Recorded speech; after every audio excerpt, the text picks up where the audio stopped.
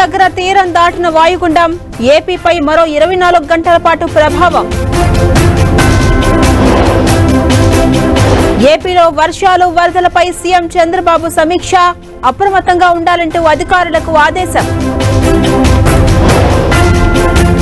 ప్రకాశం బ్యారేజీ ఘటనలో 2 అరెస్ట్, కుట్రకోణం ఉందన్న మంత్రి నిమ్మల.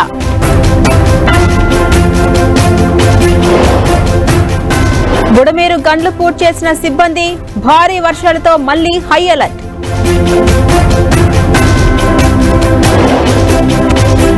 నేతన్నలకు కాంగ్రెస్ ప్రభుత్వం అండగా ఉంటుంది, 30 కోట్ల రుణమాఫీ చేస్తామన్న సీఎం రేవంత్ రెడ్డి.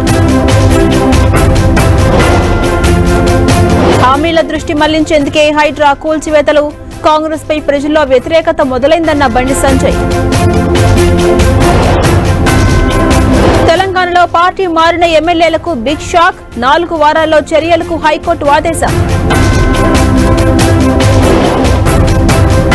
హైకోర్టు తీర్పు కాంగ్రెస్ కు చెంపపెట్టు, తెలంగాణలో ఉప ఎన్నికలు ఖాయమన్న కేటీఆర్.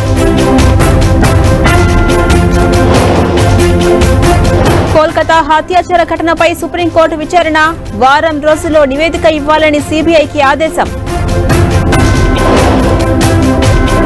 వియత్నాంలో తుఫాను బీభత్సం, వరదలో కొట్టుకుపోయిన బస్సు, 20 మంది గల్లంతు.